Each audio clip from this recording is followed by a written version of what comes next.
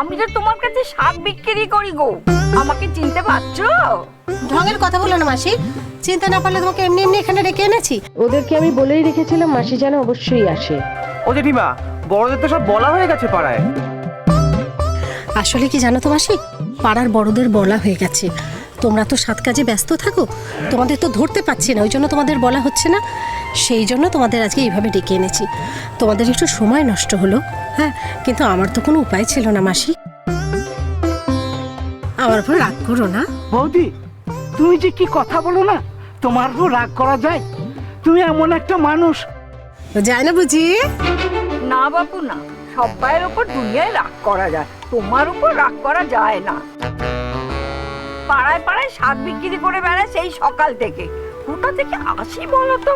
সেই সকালবেলায় ক্যানিং থেকে বেরোই, বিকেলে ট্রেনে শাক বিক্রি করে বাড়ি যাই। সঙ্গে করে খাবার নিয়ে আসে ঠিকই, কিন্তু অর্ধেক দিন পচে যায়, নষ্ট হয়ে যায়, খাই না, ফেলে দিই। এত বাড়ি বাড়ি শাক বিক্রি করি, কেউ নেয় কেউ নেয় না। তোমার বাড়িতে শাক বিক্রি করতে এলে তুমি না নিলেও দৌড়ে বসিয়ে দুটো মিষ্টি জল তো খাওয়াও, আর কেউ খাওয়াক না খাওয়াক। তুমি আমাদের আত্ম ভাবো, তাই তো খাওয়াও, আমরাও তোমাকে আত্ম ভাবি। এই তো আমার ভাগ্য, এই হলো আমার অমূল্য ধন যে তোমাদের ভালোবাসা পেয়েছি আমি। একটা কথা বিশ্বাস করো, আমার কোনো কাজ তোমাদের ছাড়া আমার করতে ইচ্ছে করে না, কিন্তু যখন বাধ্য হয়ে করি, যখন কোনো কাজ তোমাদের ছাড়া করতে হয়, তখন আমার মনটা খুব খারাপ হয়ে যায়, মনটা কাঁদে তোমাদের জন্য। তাই একটা কথাই ভেবেছি, কেঁদে মরবো কেন, সবাই মিলে আনন্দ করবো, তোমাদের সবাইকে আসতে হবে। কিন্তু শাকলি মাসি, তুমি আমাকে একটা কথা বলো, তুমি তো সেই যাবে ক্যানিংয়ে, কালকে তো তোমার অনেক রাত হয়ে যাবে, কি করে যাবে? বাড়িতে কিন্তু বলে আসবে যে তোমার রাত হবে, কেমন? বলছি কাল রাতে তো ফিরতে পারবো না, সন্ধেবেলা তো তোমার মেয়ের আশীর্বাদ গো। আমি তো গিয়েই বলতে পারবো না যে আমি এক্ষুনি চলে যাচ্ছি। মরণ, তা বলে তোমাকে আমি ছাড়বো কেন? একটা দিন একটু দেরি করে বাড়ি যাবে, রাত্রিরে ট্রেন আছে তো বাড়ি যাওয়ার। ওই তো হয়েছে মুশকিল, রাত্রিবেলা ফেরা ট্রেন পাবো না। মানে আমার বাড়ি স্টেশন থেকে তো অনেক দূর, নদীর খেয়াও বন্ধ হয়ে যাবে, নদী পার হতে হয় তো, তাই কাল আমাকে থেকে যেতে হবে। তাই আমি বলছি, আমি বরং কালকে কারোর বাড়ির রকে শুয়ে পড়বো। বালাই ষাট, নেমন্তন্ন করলাম আমি, তুমি শুতে যাবে অন্য লোকের বাড়িতে? রকে কেন শোবে? রকে কেউ শোয়, তুমি আমার বাড়িতে শোবে, কোনো অসুবিধে নেই। এই এই যে বলছি না, এই হচ্ছে তুমি। বৌদি আমাদের চিরকাল দয়ার শরীর, আরে দেখছি তো এতকাল স্তর। বৌদি তোমার খুব ভালো হোক গো, তোমার খুব ভালো হোক। আমার আর নতুন করে ভালো থাকার কি আছে ভাই? হ্যাঁ, আশীর্বাদ করো মেয়েটা যেন ভালো থাকে, ছেলে মেয়েদের যেন ভালো হয় সেই আশীর্বাদ করো, আর আমার স্বামী মানুষটা যেন ভালো থাকে সেই আশীর্বাদ করো। তার জন্যই তো এত বড় মহাযজ্ঞ। আর আমাদের বাড়ির ছাতা হলেন আমার শাশুড়ি মা, তার শরীরটা এদিক ওদিক করে, তিনি যেন শক্ত সামর্থ্য হয়ে আমাদেরকে ম্যানেজ করতে পারেন, সেই আশীর্বাদও করো, আমরা সবাই যাতে ভালো থাকি। কেমন?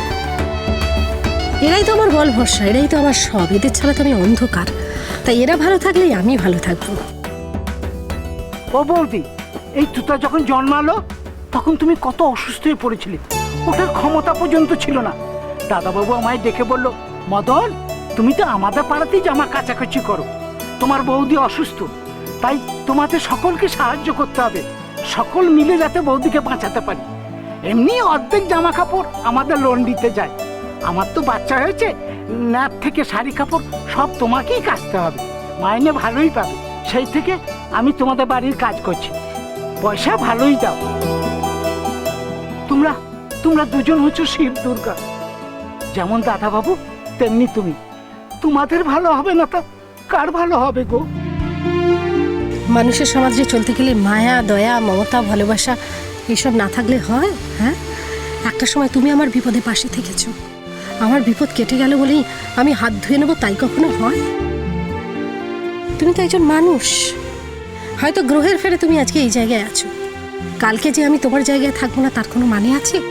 এই কথাগুলো তো মাথায় রাখতে হবে। তুমি তুমি দেবী গো বৌদি, তাই তুমি এরকম করে বলো। ও জেঠিমা, তুমি তো আরেকটা জিনিস বলেছিলে, সেটা কি এখন বার করবো? তা এখন দিবি না? তুমি সবাই চলে গেলে আমার হাতে দিবি? নিয়ে নিয়ে নিয়ে তোরাই দে, তোরাই দে, তোরা তোর মা কোথায়? আমার মা তো সেই সকাল থেকে শাড়িটারি বার করছে, কোন শাড়ি পরা হবে, তারপর শাড়ির সঙ্গে ম্যাচ করে কোন গয়না পরা হবে, সব ঠিক করছে। তোতা দিদির বিয়ে বলে কথা। আচ্ছা এই সবাইকে নাও। দে, সবাইকে দে, তোরা দে। শোনো, মেয়ের আশীর্বাদ মিষ্টি মুখ করিয়ে নেমন্তন্ন করতে হয়। বাড়ি গিয়ে তো করতে পারলাম না, রাস্তার মধ্যে মিষ্টি মুখ করাচ্ছি বলে যেন রাগঝাল করো না তোমরা, কেমন? ও কাকিমা, পাড়ার আর সব কাকিমাদের তোমার বলা হয়ে গেছে তো? হ্যাঁ হ্যাঁ, সবার বাড়িতে গিয়ে বলে এসেছি। তারা তো আর আমার এই মানুষগুলোর মতো নয়। তাদের বাড়িতে গিয়ে না নেমন্তন্ন করে আসলে তারা আমার মেয়ের আশীর্বাদে কেউ আসবেই না। কিন্তু তোমরা তো এরকম নও, আমি জানি। আমি যেভাবেই বলি না কেন তোমরা আসবে, সেই জন্যই ওদেরকে বলেছিলাম তোমাদের একত্র করতে। চট করে গুনে বলতো কতজন আছে? হাতে করে গুনবি না, চোখ দিয়ে গুনবি। আচ্ছা জেঠিমা, আমি এক্ষুনি গুনে দিচ্ছি। 22 জন আছে জেঠিমা। তোর কাকাকে তো মাথা গুনতিটা বলতে হবে, সেই জন্য। তাহলে তোমরা আমাকে সবাই ভরসা দিচ্ছ, তোমরা কালকে আসছো? না বৌমা, মানে বলছি কি, তোমাদের বাড়ি মানে আমাদের বাড়ি, কিছু কাজ থাকলে বলো না। ও মা, নেমন্তন্ন খেতে আসবে, কাজ করবে কি? আমরা যখন কোথাও নেমন্তন্ন খেতে যাই কাজ করি? বৌমা, তুমি এত নিজের মতো, তোমার বাড়ি মানে তো আমাদের বাড়ি, কিছু কাজ থাকলে বলো। না গো মাসি, কালকে তো লোক থাকবে, রান্না বান্না তো আর আমাকে করতে হবে না, কোনো অসুবিধে নেই।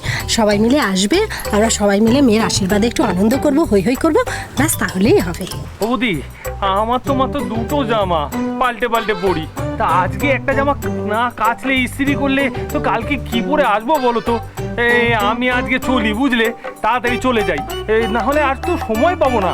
কাল একদম সকাল সকাল চলে আসবো, আর জামাটা প্যাকেটে করে নিয়ে আসবো। তোমার বাড়িতে ঢোকার আগে ওই জামাটা পরে নেবো, বুঝলে। একটু মাঠটা দিয়ে ইস্ত্রি করে শুকোতে হবে তো, তা নাহলে কালকে সকালে আবার নিয়ে বেরোতে পারবো না। ওমা, তোমার দুখানা জামা বলনি কেন আমাকে? আর বলো না গো। আসলে এবারের পুজোটা তো অন্যরকম ছিল, সামনে মেয়ের বিয়ে, ভেবেছিলাম পুজো আর বিয়ে মিলিয়ে একবারই দেব, ওই জন্য তোমাদের কিছু দেয়া হয়নি। আসলে বুঝতেই তো পারছো, দাদার একা রোজগার, তার মাথার উপর এত বড় বোঝা। বিয়ের আগে সবাইকে একটা করে বস্ত্র দেব, বুঝতে পেরেছো? আমার মেয়ের বিয়েতে সবাই নতুন জামা কাপড় পরে আনন্দ করবে, কেমন? বেঁচে থাকো মা, বেঁচে থাকো। ষষ্ঠী মাসি, কেমন আছো? বেঁচে থাকো মা, বেঁচে থাকো। দেখো দেখো, ওই তো পড়ে যাবো। আমি তুমি ধরে আছি, তুমি পড়ে যাবে? হ্যাঁ, কত রোজগার হলো আজকে? দেখো, আজকাল তো আর কেউ ভিক্ষে দিতে চায় না। সারাদিন সেই সকালবেলা নাতিটা এখানে বসিয়ে দিয়ে যায়, কত টাকাই বা হয় বলো দেখিন? সারাদিন পর ওই 16-17 টাকা মাত্র হয়, তাইতে দুজন মানুষের কি চলে? তা তোমার নাতি তো দোষ আছে বল মাসি? হ্যাঁ, সে তো কোনো কাজকর্ম করবে না। আমি কত বলেছি, তুই একটা জোয়ান ছেলে, তুই কাজ কর কাজ কর, কিছুতেই করবে না। হ্যাঁ, আমি এমনও বলেছি আমি তোকে কাজ দেখে দিচ্ছি, কিন্তু সে তো লাট সাহেব, সে তো পায়ের ওপর পা তুলে বসে থাকবে আর তুমি খাটবে। আমার তো ঝড় উঠলেও আকাশে মেঘ দেখলেই তোমার কথা মনে পড়ে। আমার ভয় করে যে, আমার মনে হয় ষষ্ঠী মাসিটা ওখানে বসে আছে, যদি বৃষ্টি আসে, যদি ভিজে যায়, মানুষটা তো ওই রোগা শরীর নিয়ে ছুটে ছুটে এদিক ওদিক যেতে পারবে না। আর যেমন কপাল করে এসেছি, বুঝলে গো, ওই মামারা নাতিটাকে নিয়েই তো আছি। কি করবো বলো, কিছুই তো করতে পারে না। তাই আমিই বলেছি, আমাকে এখানে বসিয়ে দিয়ে যাস। এ পাড়ার লোকগুলো বেশ ভালো, কিছু করে টাকা আমাকে দিয়ে যায় রোজ, কিন্তু সবাই তো দেয় না। আজকাল মানুষজন যেন একদম অন্যরকম হয়ে গেছে গো। ঠিক আছে, তুমি এখন কদিন একটু কষ্ট করে চালাও, মেয়ের বিয়েটা কেটে যাক, আমি তোমার টাকা বাড়িয়ে দেবো। তুমি আমার টাকা বাড়িয়ে দেবে?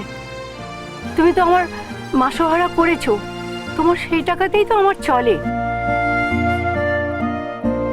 আবার তাও বলছো টাকা বাড়িয়ে দেবে? না গো বৌদি, আমি ভিখিরি হলেও না, আমিও তো একটা মানুষ।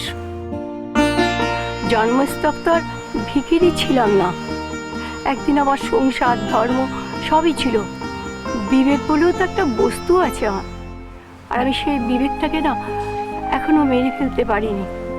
তাই তোমার কাছে যখন হাত পেতে টাকা নিতে না, আমার খুব খারাপ লাগে গো। আর এই পরেও যদি টাকাটা বাড়িয়ে দাও, তাহলে তো আমি আর মুখ দেখাতে পারবো না তোমাকে। আচ্ছা ঠিক হয়েছে, আজকাল তোমার অনেক বল ফুটেছে, তুমি অনেক বেশি কথা বলছো, একদম চুপ করে থাকবে। জানো তো, আমার মুখের ওপর কথা বলে আমার খুব রাগ হয়। হ্যাঁ, আমি যেটা ন্যায্য মনে করবো আমি সেটাই করব।